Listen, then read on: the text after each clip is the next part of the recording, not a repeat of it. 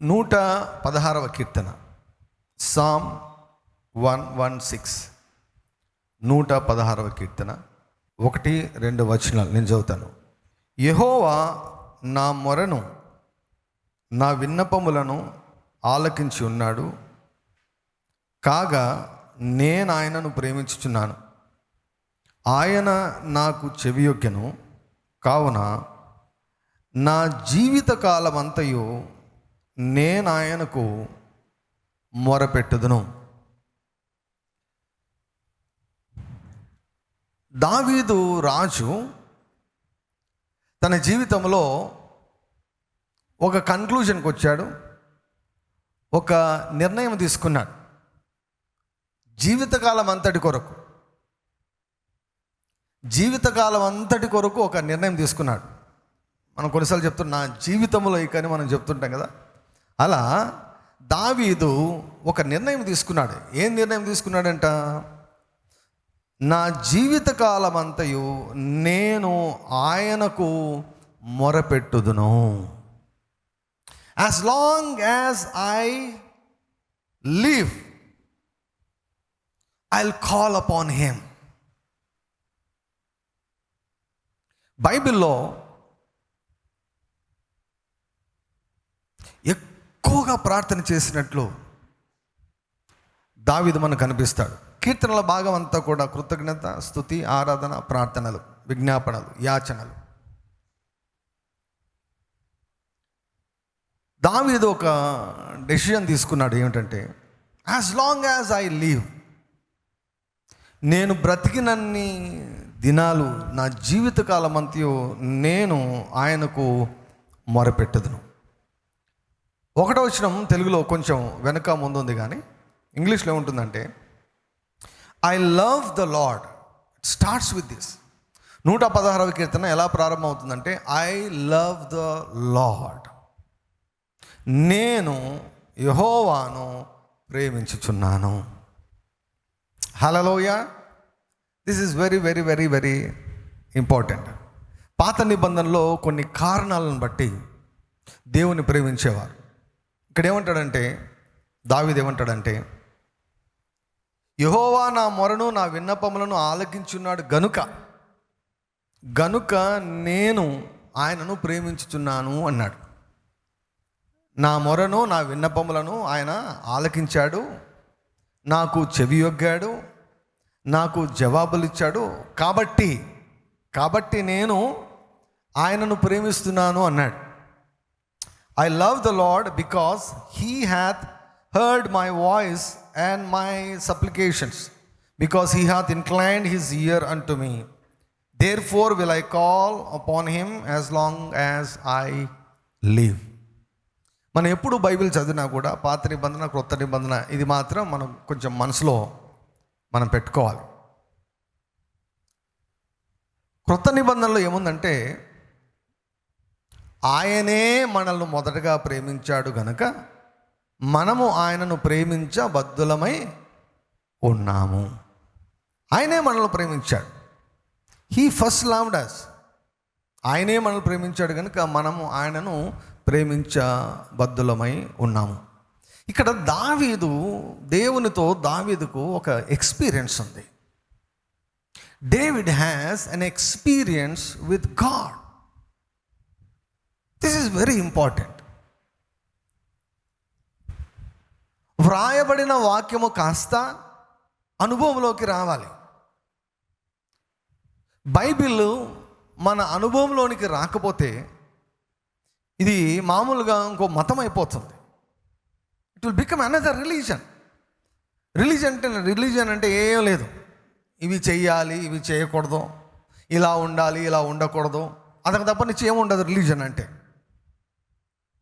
Bible is not like that. బైబిల్ను దేవుడు ఇచ్చింది అందుకు కాదు. You should have experiences with God. దేవునికి మనకు కనెక్టింగ్ లింక్ ఏంటంటే దేవుని యొక్క వాక్యమే. ఇక్కడ దావీదుకు దేవుని పైన ఒక బలమైనటువంటి నమ్మకం ఏర్పడింది. ఏంటి నమ్మకం అంటే, నేను ఎప్పుడు మొరపెట్టినా కూడా,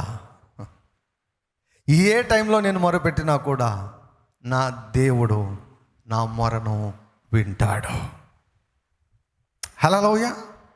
నేను ఎప్పుడు మొరపెట్టినా, నేను ఎక్కడ నుంచి మొరపెట్టినా, ఏ స్థలంలో నుంచి మొరపెట్టినా దేవుడు నా మొరను వింటాడు, దేవుడు నా మొరను ఆలకిస్తాడు. దావీదు ప్రార్థన చేశాడంట, దేవుడు విన్నాడంట, దేవుడు జవాబిచ్చాడంట. మనం చూస్తాం. సో జవాబు రాగానే ఇక ఏమనుకున్నాడు, ఇక ఎప్పుడు ఎప్పుడు ఎప్పుడు నాకు అవసరత వచ్చినా కూడా, ఎప్పుడు నాకు అవసరత వచ్చినా కూడా నేను నా జీవితకాలం అంతయు నేను ఆయనకు మొరపెడతాను అన్నాడు. 5వ వచనం చూడండి. 5వ వచనం, యెహోవా దయాళుడు, యెహోవా నీతిమంతుడు, మన దేవుడు వాత్సల్యత గలవాడు. It is very very important to know about the nature of God. దేవుని యొక్క స్వభావమును, దేవుని యొక్క గుణగణములు మన మనసులో స్థిరపడాలండి. వాక్యం చెబుతుంది, ఆకాశములు ఏందంట, ఆయన వాక్యం స్థిరంగా ఉందంట. For ever O God your word is settled in heaven. ఆకాశంలో స్థిరంగా ఉంది, పరలోకంలో స్థిరంగా ఉంది, ఇంకా మార్పు లేదు. అయితే ఇప్పుడు వాక్యం స్థిరపడాల్సింది ఎక్కడంటే మన హృదయంలో, మన మనస్సులో వాక్యం స్థిరపడాలి. ఏ వాక్యం స్థిరపడాలి అంటే, ఏ వాక్యం స్థిరపడాలంటే ఆయన గుణగణాలు. This is very very important. ఆయన గుణగణాలు ఏంటి? ఆయన గుణగణాలు, యెహోవా దయగలవాడు, he is gracious, he is merciful. Merciful, mercy అంటే దయ లేక కనికరం అంటే, సింపుల్గా చెప్పాలంటే నీకు రావాల్సినటువంటి శిక్షను కొట్టివేసి దీవెననిచ్చేదన్నమాట. That is called mercy. So దావీదుకు దేవుని గురించి బాగా తెలుసు. నాకు తెలిసి దావీదుకు తెలిసినంతగా వేరే ఎవరికి పెద్దగా తెలియదేమో దేవుని గురించి అనిపిస్తుంది.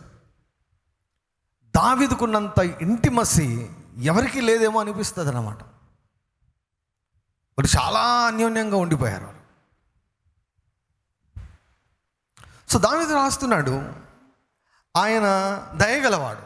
నేను ఎందుకు మొరపెడతాను తెలుసా ఆయనకు? ఆయన దయగలవాడు, ఆయన కనికరం చూపుతాడు. రెండవది నీతిమంతుడు. Why I cry unto God, why I call upon the name of the Lord. నేను ఎందుకు మొరపెడతానో తెలుసా? నా జీవితకాలం అంతయు కూడా నేను ఎందుకు దేవునికి మొరపెడతానని నేను తీర్మానం తీసుకున్నానంటే ఆయన దయగలవాడు, ఆయన నీతిమంతుడు. ఆయన నీతిమంతుడు అంటూనే కొంచెం వెంటనే మనసులో కొంచెం సంశయం వస్తుంది. అమ్మో, ఆయన నీతిమంతుడు కదా, ఆయన స్ట్రిక్ట్గా ఉంటాడు కదా. అందుకే ఇక్కడ 2 రాశాడు, ఆయన దయగలవాడు, రెండవది నీతిమంతుడు. నీతిమంతుడు అంటే దేనికి? నీతిమంతుడు అంటే ఏం చెప్పాలనుకుంటున్నాడు ఇక్కడ? యోహాన్ గారు తన మొదటి పత్రికలు రాస్తూ అంటాడు, మన పాపములను మనం ఒప్పుకొనిన ఎడల, మన పాపములను మనము ఒప్పుకొనిన ఎడల ఆయన నమ్మదగిన వాడును నీతిమంతుడు గనుక, నమ్మదగిన వాడును నీతిమంతుడు గనుక మన పాపములనన్నిటినీ క్షమించి సకల దుర్నీతి నుంచి మనల్ని పవిత్రులుగా చేయను.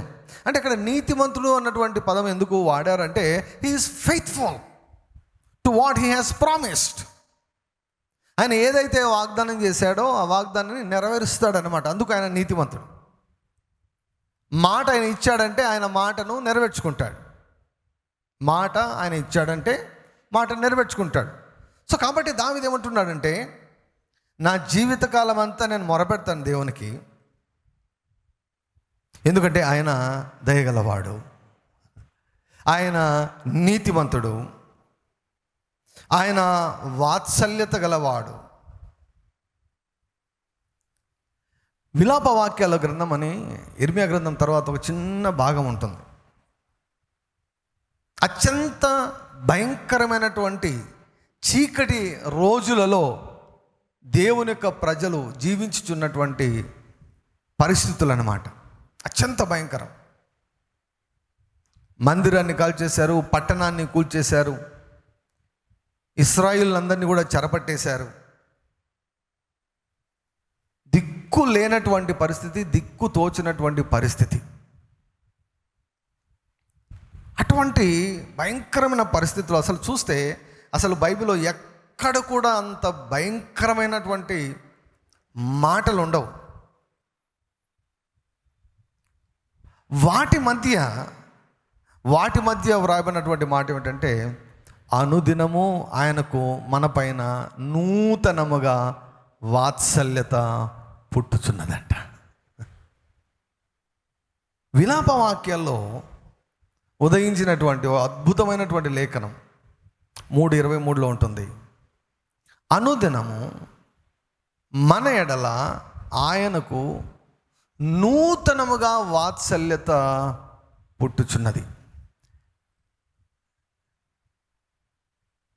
మనం చాలాసార్లు ఏదైనా వంట చేసుకొని ఫ్రిడ్జ్లో పెట్టుకొని నిన్నటి ఈరోజు తింటాం, ఈరోజు చేసుకున్నవి రేపు తింటాం, ఇలా మనం చేస్తూ ఉంటాం. ఓల్డ్ది అన్నమాట. కొన్ని రీసైకిల్ చేస్తూ ఉంటాం మనం. బయట షాపులలో నూనెను రీసైకిల్ చేస్తుంటారు కదా, వాడిందే వాడుతుంటారు కదా. అట్లా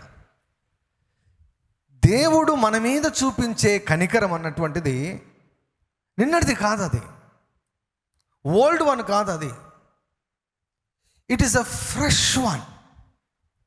it's a fresh mercy. Fresh mercy is available to every one every day. ఎంత భయంకరమైన పరిస్థితిలో ఉన్నా కూడా, విలాపవాక్యాల్లో ఉన్నా కూడా, ఎంత ఘోరమైనటువంటి పరిస్థితిలో ఉన్నా కూడా, ఒకటి మాత్రం పక్కా, దీంట్లో మార్పు ఉండదు. మన జీవితంలో రకరకాలుగా మార్పులు కలగచ్చేమో కానీ, సీజన్స్ మారచ్చేమో కానీ, చలికాలం అయిపోయింది, ఎండాకాలం బాగా స్టార్ట్ అయిపోయింది, ఈ నెల దాటిపోయిందంటే ఎండాకాలం కూడా అయిపోతుంది, వర్షాకాలం స్టార్ట్ అవుతుంది.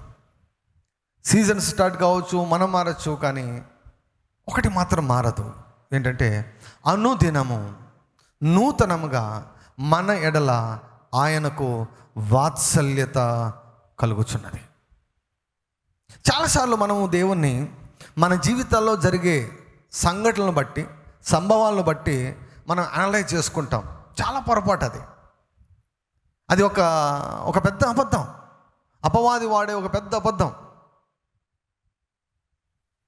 గిద్యోను టైంలో మిద్యానీయులు ఇశ్రాయేలులను వారు హింసిస్తూ, పీడిస్తూ, బాధ పెడుతున్నప్పుడు గిద్యోను దాక్కొని ఓ తక్కువ స్థాయిలో దిగులు పడుతూ ఉండగా దేవదూత వచ్చి అంటాడు, పరాక్రమము గల బలాఢ్యుడా, యెహోవా నీకు తోడై ఉన్నాడు.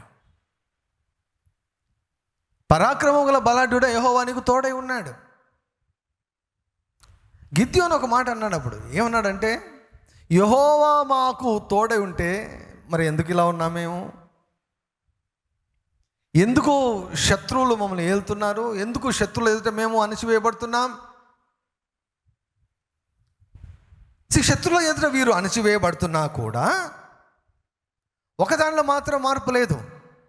దేవుడు వారిని విడిచిపెట్టలేదు. దేవుడు వారికి తోడుగా ఉన్నాడు. దేవుడు దేవదూతను గిద్యోను దగ్గర పంపించాడు. దేవుడు తన ప్రజలను మర్చిపోలేదు. దేవుడు తన ప్రజల ఎడల తాను చేసిన నిబంధనను ఆయన మర్చిపోలేదు. ఆయన అంట ఎల్లప్పుడూ తన నిబంధనను జ్ఞాపకం చేసుకుంటాడంట. కాబట్టి గిద్యోను దగ్గరికి పంపించి, దేవదూతను పంపించి, గిద్యోను ద్వారా అతి తక్కువ మందితోనే ఇశ్రాయేలులను దేవుడు విడిపించేశాడు, నలుదిక్కులా వారికి నెమ్మదిని దేవుడు కలుగజేశాడు. దావీదు అంటున్నాడు, I will call upon God as long as I live. ప్రార్థన అనే ఒక మార్గాన్ని దేవుడు, ఓ అద్భుతమైనటువంటి మార్గాన్ని దేవుడు మనందరి ముందు ఉంచాడు. ప్రార్థన ఏమి చేయగలదంటే దేవుడు ఏమి చేయగలడో అది చేయగలదంట. Prayer can do what God can do. చాలాసార్లు మనము ప్రార్థనను ఎందుకు నిర్లక్ష్యం చేస్తామంటే వీ డోంట్ సీ రిజల్ట్స్, ఫలితాలు చూడకపోవడం వల్ల.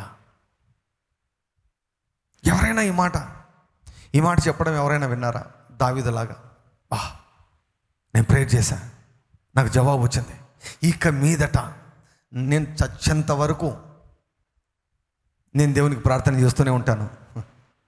Till I die I will call upon God, I will receive help from him అని ధైర్యంగా మాట్లాడిన వారిని మీరు ఎవరైనా చూసారా? ఎవరు చూసినా కూడా దాదాపుగా మనకు ప్రార్థన చేస్తున్నాం ఏం జరగడంలా, ప్రార్థన చేస్తున్నాం ఏం జరగడంలా, ప్రార్థన చేస్తున్నాం ఏం కదలడంలా, ప్రార్థన చేస్తున్నాం అంతా అట్లే ఉన్నాయి పరిస్థితులు. ఇవే మనకు కనపడుతున్నాయి తప్ప ఎక్కువ శాతం. But we don't see many testimonies. కానీ దావీదు, అది దేవునికి దావీదుకే తెలుసు. దావీదు ఎన్ని ప్రార్థనలు చేశాడో, దావీదును దేవుడు ఎన్నిసార్లు ప్రార్థనలకు జవాబిచ్చాడు. ఒకానొక టైంలో దావీదు ఇక్కడ ఏం చెప్తున్నాడంటే, ఆయన యెహోవా దయాళుడు, ఆయన నీతిమంతుడు, ఆయన వాత్సల్యత గలవాడు అంటున్నాడు. దావీదు ఎప్పుడు కూడా దేవుని సన్నిధికి ఎప్పుడు కూడా బిక్కుమంటూ వెళ్ళలేదు. ఎప్పుడు కూడా ధైర్యంగా వెళ్ళాడు.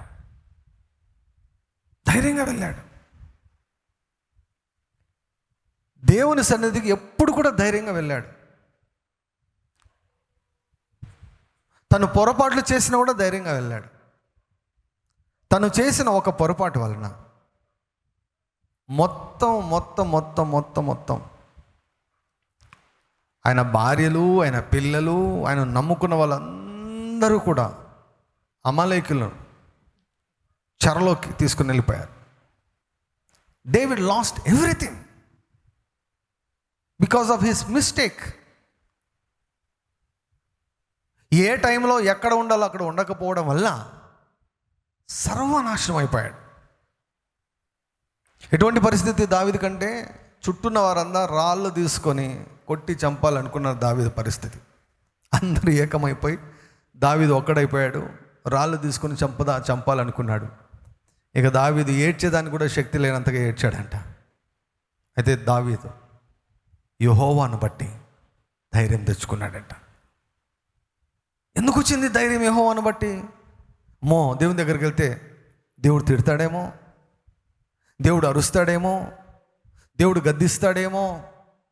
No, God is not like that. దేవుడు అలా కాదు. అందుకే వాక్యంలో వ్రాయబడింది, నలిగిన రెల్లును ఆయన విరువడు. మనం చాలాసార్లు ఎలా ఉంటామంటే, ఎవరైనా తప్పు చేసి మన దగ్గరకు వస్తే వెంటనే తప్పెత్తాలని మనం అనుకుంటాం. వెంటనే తప్పెత్తాలి, వెంటనే తప్పును సరి చేయాలి, వెంటనే తప్పును దండించాలి అని మనం అనుకుంటాం.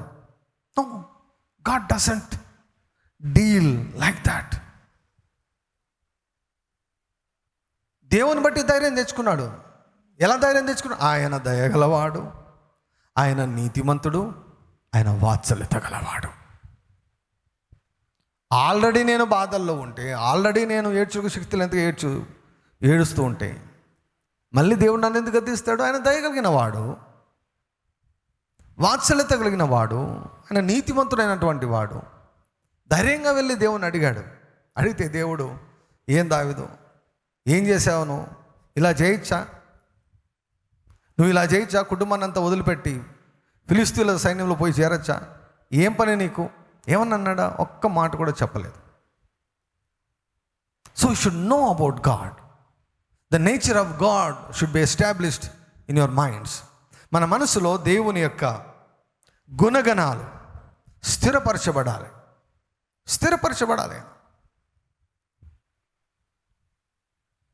యథార్థవంతుల ప్రార్థన ఆయనకి ఇష్టం అంట.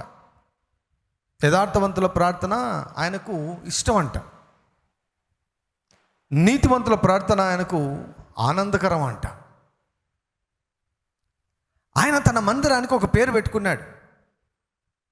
స్తుతి మందిరం అని పెట్టచ్చు. మనం సృష్టించిందే ఆయన స్తుతించేదానికి.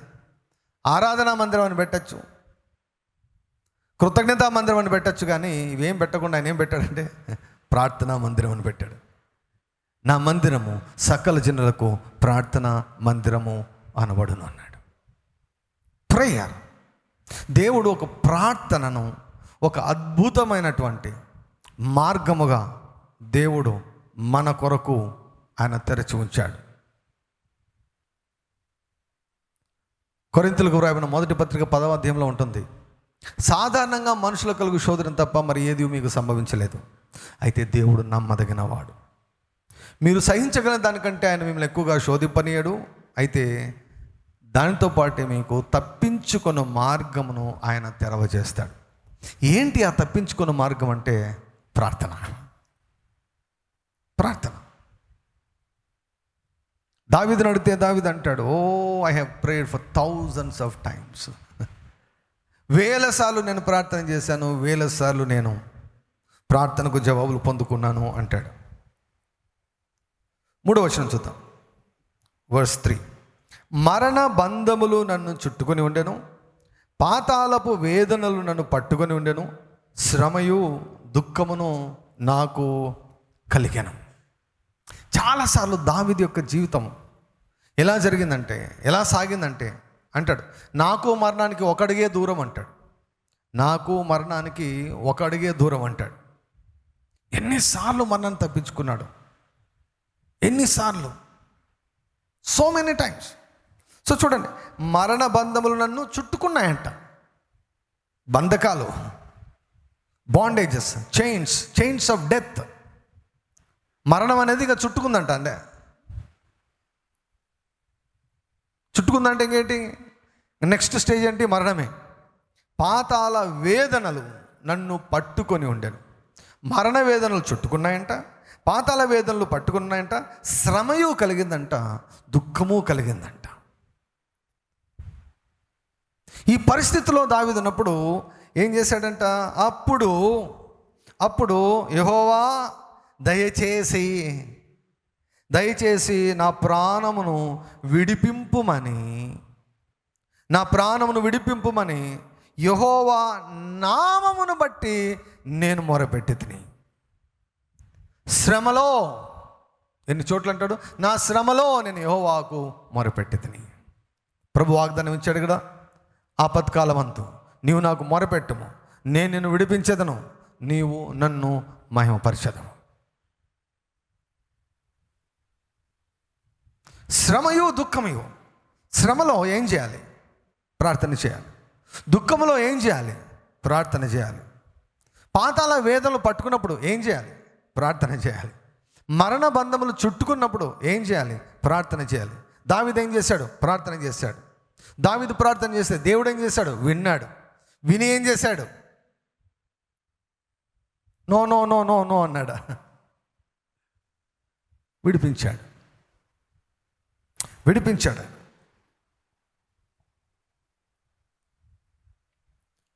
God is there to hear our prayers and to answer our prayers. దేవుడు మన ప్రార్థనలను విని ఆ ప్రార్థనలకు జవాబులు దయచేసేదానికి ఉన్నాడు. ఆయన ప్రార్థన చేయమని ఎందుకు చెప్పాడు, మీరు చేయండి నేను జవాబులు ఇస్తాను. You pray and I will answer. You pray and I will answer. యెర్మీయా 33:3 అంటాడు, నాకు మొరపెట్టుము, నేను నీకు ఉత్తరం ఇచ్చేదను, నీవు గ్రహింపలేని గూఢమైన గొప్ప సంగతులను నీకు చూపించేదని అంటాడు.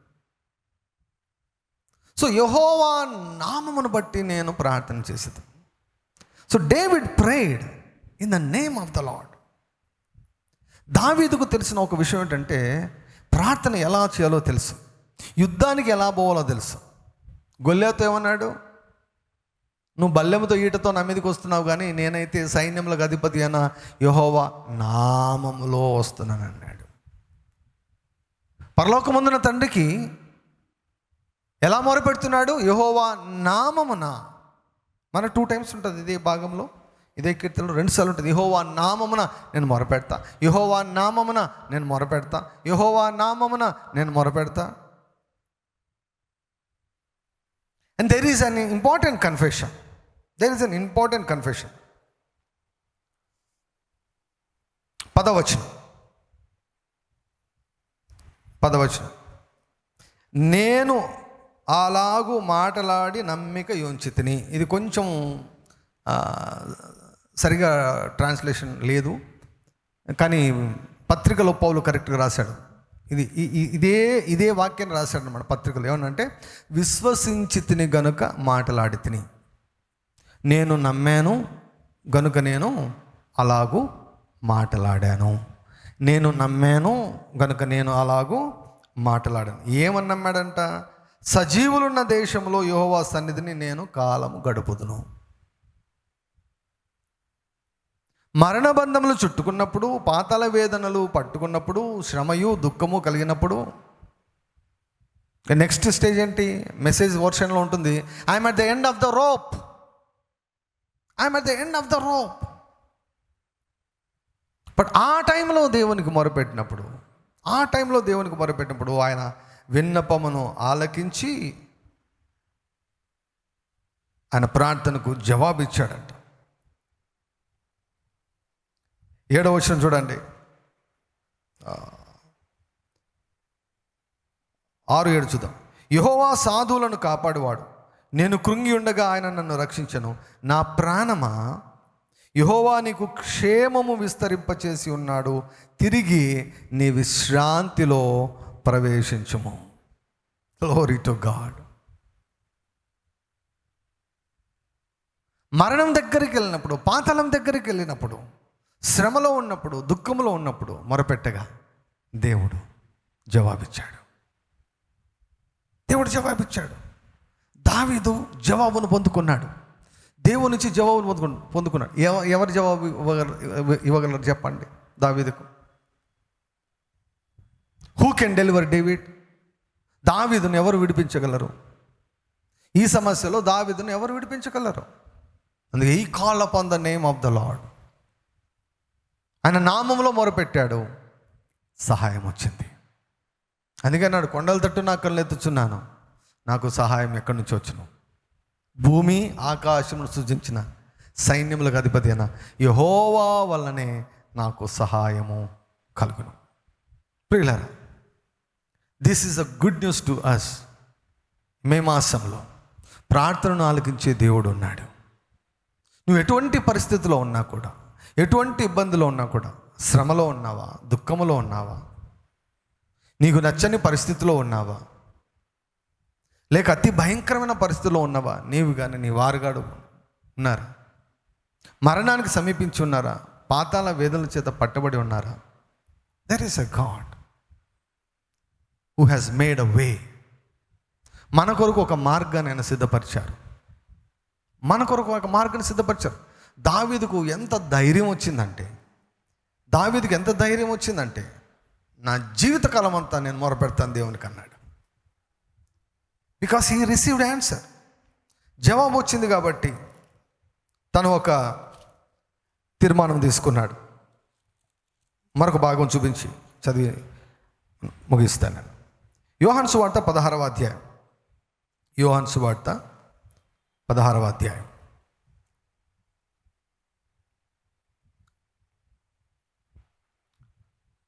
20వ వచనం నుంచి. యోహాను సువార్త 16వ అధ్యాయము 20వ వచనం నుంచి.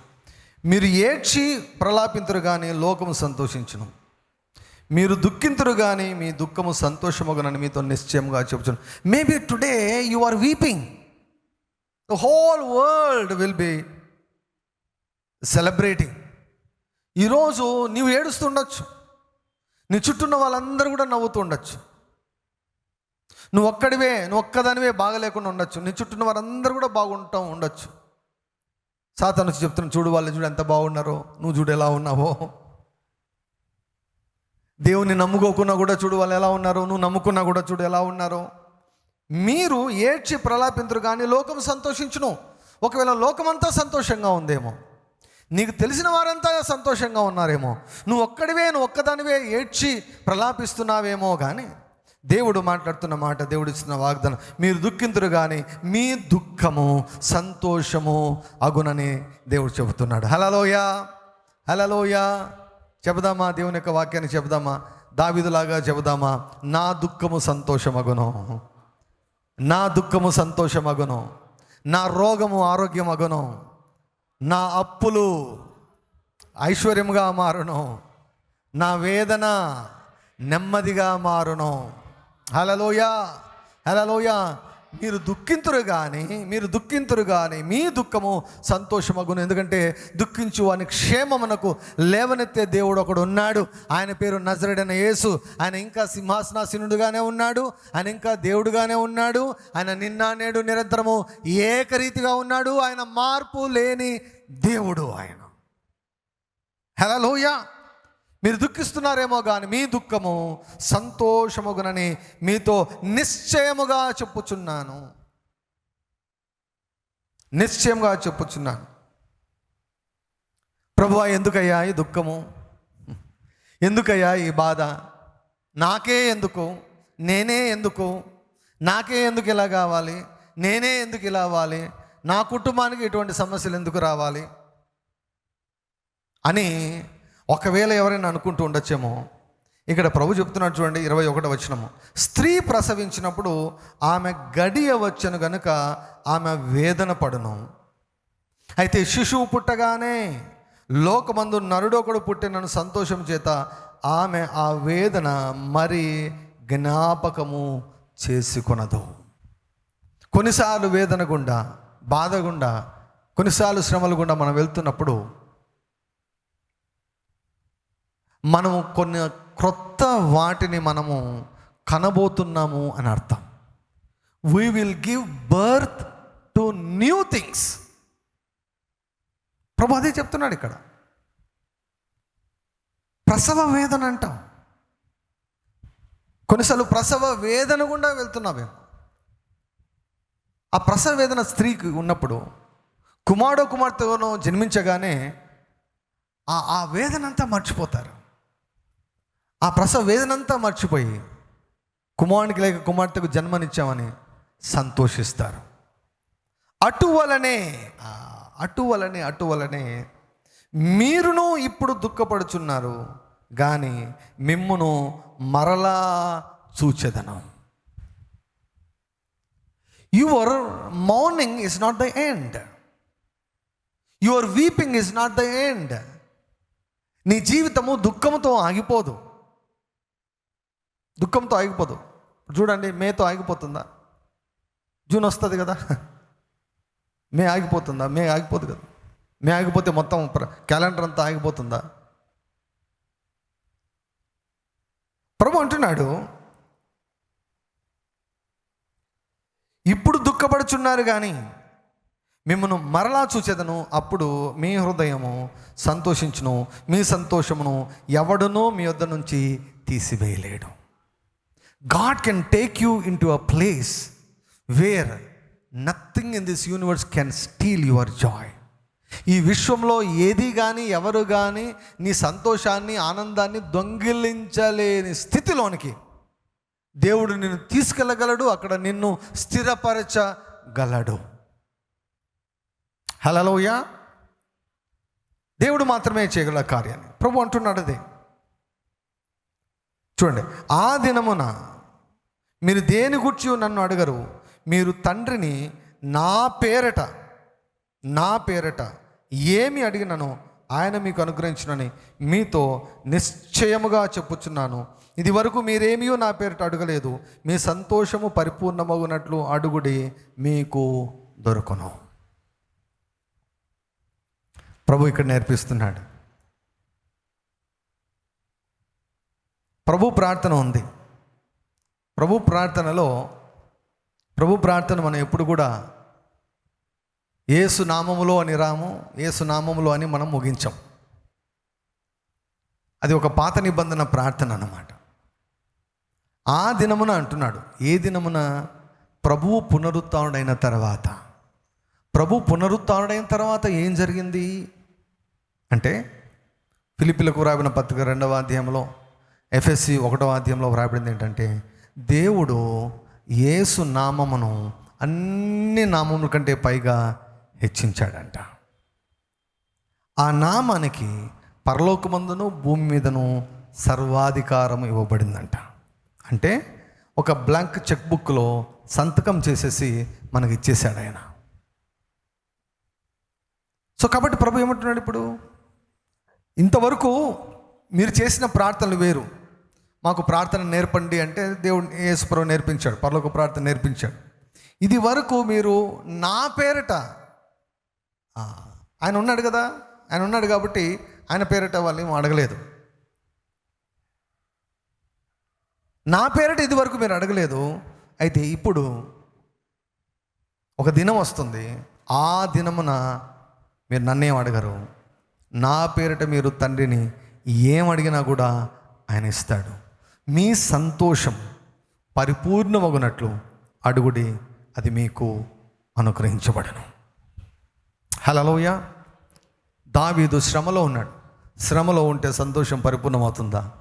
దావీదు దుఃఖములో ఉన్నాడు. దుఃఖములో ఉంటే సంతోషం పరిపూర్ణమవుతుందా? దావీదును పాతాళ వేదనలు పట్టుకున్నాయంట, సంతోషంగా ఉండగలరా? మరణ వేదన పట్టుకుంటే సంతోషంగా ఉండగలరా? పాతాళ వేదన పట్టుకుంటే సంతోషంగా ఉండగలరా? ప్రభు అంటున్నాడు, నా పేరిట, నా నామములో మీ సంతోషం పరిపూర్ణమగునట్లు అడుగుడి, అది మీకు అనుగ్రహించబడును అని ప్రభు వాగ్దానం చేశాడు. ఆయన మాట తప్పని వాడు, అబద్ధం ఆడజాలినటువంటి వాడు. ఆయన నా నామములో నన్నేం అడిగినా కూడా నేను చేస్తాను అని చెప్పాడు. So we have a way to God through the name of Jesus. 116వ కీర్తనలో 116వ కీర్తనలో దావీదు అంటున్నాడు, యెహోవా నామమున నేను మొరపెట్టాను. దేవా నాకు సాయం చేసే, దేవా నాకు రక్షించు, కాదు కాదు కాదు, యెహోవా నామమున నేను మొరపెట్టాను. సో కాబట్టి we need to develop faith in the name. మొరపెట్టాడు. మొరపెట్టిన తర్వాత ఒకటి అంటున్నాడు, నేను సజీవుల దేశంలో నేను కాలం గడుపుతాను, నా ప్రార్థనకు జవాబు వస్తుంది అని ఎదురు చూశాడు. దేవుడు జవాబిచ్చాడు.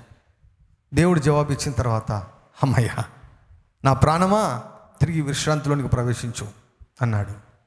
నా జీవితకాలం అంతయు నేను యెహోవాకు మొరపెడతానని తీర్మానం చేసుకున్నాడు.